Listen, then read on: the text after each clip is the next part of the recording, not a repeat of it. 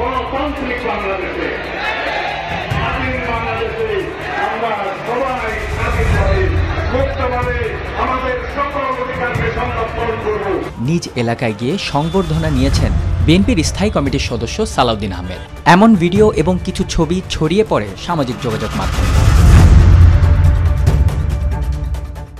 বিএনপির স্থায়ী কমিটির সদস্য সালাউদ্দিন আহমেদ ও দলের যুগ্ম মহাসচিব খায়রুল কবির খোকনের বিরুদ্ধে ব্যাখ্যা চেয়ে চিঠি দেওয়া হয়েছে। 2 সেপ্টেম্বর বিএনপির সিনিয়র যুগ্ম মহাসচিব রুহুল কবির রিজভী স্বাক্ষরিত এই চিঠি দেওয়া হয়েছে। চিঠি পাওয়ার কথা স্বীকার করে সালাউদ্দিন আহমেদ বলেন, তার বিরুদ্ধে গণমাধ্যমে প্রকাশিত রিপোর্টের ব্যাখ্যা চেয়ে দলের পক্ষ থেকে চিঠি দেওয়া হয়েছে। কক্সবাজার নিজ জেলার সংবর্ধনা নিতে গেছেন সালাউদ্দিন।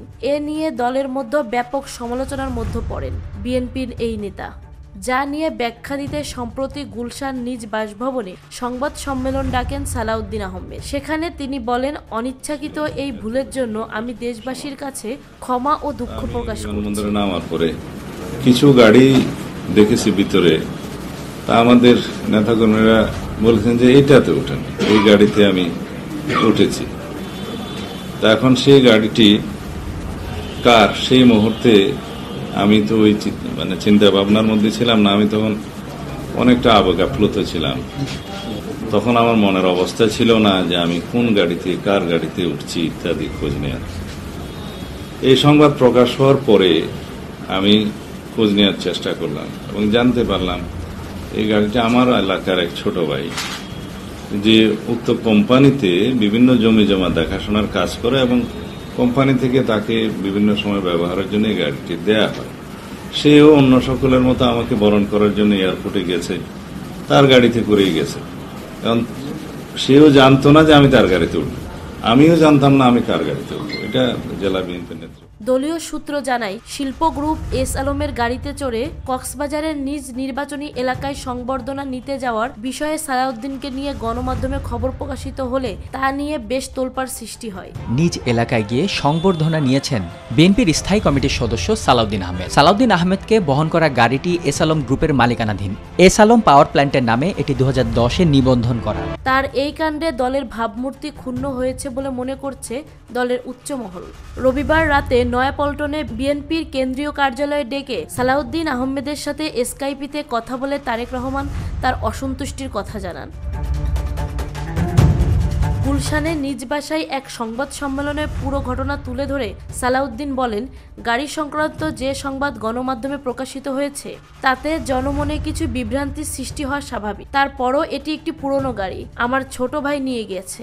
সে খুব আনন্দিত যে তার গাড়িতে আমি উঠেছি। যদি জানতাম যে এটা একটা কোম্পানির গাড়ি তাহলে হয়তো আমি সাবধানতা অবলম্বন করতাম। তারপরও আমার এই অসাবধানতা এবং অনিচ্ছাকৃত ভুলের জন্য যদি দেশবাসীর মনে কোনো কষ্ট দিয়ে থাকি এবং অনুভূতিতে আঘাত দিয়ে থাকি, সেজন্য আমি দুঃখ প্রকাশ করছি। আমার পক্ষ থেকে আমি জানতাম যদি যে এই গাড়ি একটি নির্ধারিত কোম্পানির কথা, তাহলে হয়তো আমি সাবধানতা অবলম্বন করতাম। তারপরেও আমার এই অসাবধানতা এবং অনিচ্ছাকৃত ভুলের জন্য যদি আমি দেশবাসীর মনে কষ্ট দিয়ে থাকি এবং অনুভূতিতে আঘাত দিয়ে থাকি, সেজন্য আমি দুঃখ প্রকাশ করছি। তবে বিষয়টি নিশ্চিত হয়ে বলা যায় যে বিএনপি নেতা সালাউদ্দিন অনিচ্ছাকৃত বিতর্কিত ব্যবসায়ী এস আলমের গাড়ি ব্যবহার করছে তা নয়। সালাউদ্দিন জেনে বুঝেই এস আলমের গাড়ি ব্যবহার করছে। গোয়েন্দা সংস্থার তথ্য অনুযায়ী জানা যায়, 2014 সালের 5ই জানুয়ারি সংসদ নির্বাচন বর্জন করে বিএনপি যখন সরকার বিরোধী আন্দোলন করছিল, তখন দলের মহাসচিব সহ অনেক জ্যেষ্ঠ নেতাকে গ্রেফতার করা হয়। সে সময় সালাউদ্দিন আত্মগোপনে থেকে দলের মুখপাত্র হিসেবে বিবৃতি দিতেন। এই গণ আন্দোলন অবশ্যই তার সফলতা পাবে। জনগণের ন্যায্য দাবিতে যে আন্দোলন সৃষ্টি হয়েছে, সেই আন্দোলন কখনো বৃথা যাবে না। আমি পুনর্বার আহ্বান জানাবো, সারা দেশের যে সমস্ত নেতাকর্মী এই আন্দোলনে অ্যারেস্ট হয়েছে, যাদের উপরে হামলা করা হয়েছে, মামলা দেওয়া হয়েছে, তাদের সবাইকে নিঃশর্ত মুক্তি দিন। জানা যায়, যে বাড়িতে থেকে সালাউদ্দিন বিবৃতি দিতেন সেই বাড়িটি ছিল এস আলমের। এরপর 2015 সালের 10ই মার্চ রাজধানীর উত্তরায় এস আলমের বাসা থেকে র্যাব তাকে গ্রেপ্তার করে নিয়ে যায়। গোয়েন্দা কর্মকর্তা নিশ্চিত করেন যে তৎকালীন র্যাবের ডিজি বেনজির আহমেদকে এস আলম 70 কোটি টাকা ঘুষ দেয় শুধুমাত্র সালাউদ্দিনকে ভারতে নিরাপদে পুশিন করার জন্য আর সালাউদ্দিনকে যেন গুম করে দেয়া না হয়। ঘটনা এখানেই শেষ নয়। ভারতে গ্রেফতারের পর সালাউদ্দিন আহমেদকে 9 বছর সেখানে রাজকীয়ভাবে রাখার জন্য সকল টাকা 9 বছর এস আলমই সালাউদ্দিনের কাছে হুন্ডির মাধ্যমে পৌঁছে দিত। এস আলমের সাথে বিএনপি নেতা সালাউদ্দিনের রয়েছে পুরো ব্যবসায়িক সখ্যতা। সালাউদ্দিন আহমেদ 2001 সাল থেকে 6 সাল পর্যন্ত যোগাযোগ প্রতিমন্ত্রী থাকার সময়ে শত শত কোটি টাকা দুর্নীতির মাধ্যমে আয় করে। সেই টাকা এস আলমের মতো ব্যবসায়ীদের কাছে দিয়ে এস আলমের ব্যবসায় বিনিয়োগ করে এই সালাউদ্দিন। ধারণা করা হয় এস আলমের কাছে প্রায় 500 কোটি টাকা পায় বিএনপি নেতা সালাউদ্দিন। বিগত 15 বছর আওয়ামী দুঃশাসনের সময় বিএনপিকে ধ্বংসের জন্য এস আলম শেখ হাসিনার সরকারকে আর্থিকভাবে যত সহযোগিতাই করুক না কেন, বিএনপি কখনো ক্ষমতায় গেলে সালাউদ্দিন আহমেদ এস আলমকে বাঁচাবে, এই শর্ত ছিল এস আলম এবং সালাউদ্দিনের সাথে।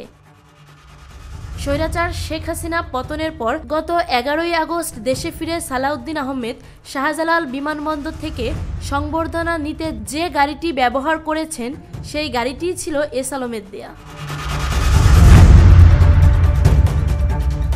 সম্প্রতি চট্টগ্রামের একটি গ্যারেজ থেকে এস আলমের 14টি গাড়ি নিরাপদে বের করে নিরাপদ স্থানে পৌঁছে দেওয়ার দায়িত্ব পালন করেন বিএনপি নেতা সালাউদ্দিন আহমেদ। এর পরপরই সালাউদ্দিন আহমেদ কক্সবাজার এস আলমের গাড়িতে করেই সেখানে নাগরিক সংবর্ধনা নেয়। তবে এরই মধ্যে বিভিন্ন গোয়েন্দা সংস্থা এস আলমের সাথে বিএনপির নেতা সালাউদ্দিন আহমেদের ব্যবসায়িক অংশীদারিত্বের বিষয়টি নিশ্চিত হয়ে তদন্ত কাজ শুরু করেছে। বিএনপির ভারপ্রাপ্ত চেয়ারম্যান তারেক রহমানও দলের শৃঙ্খলা ফেরাতে এতটাই কঠোর হয়েছেন যে কে কত বড় নেতা বা তার কতটা ঘনিষ্ঠ সে বিষয়টি আমলে নিচ্ছেন না। তারেক রহমানের ঘনিষ্ঠ বলে পরিচিত সালাউদ্দিন আহমেদকে শোকজ করার মধ্য দিয়ে তিনি এক কঠোর বার্তা দিয়েছেন। সালাউদ্দিন আহমেদের বিরুদ্ধে এস আলমের গোপন সহযোগী হবার অপরাধে বিএনপি আরও কঠোর সিদ্ধান্ত নেবে বলে জানা যায়।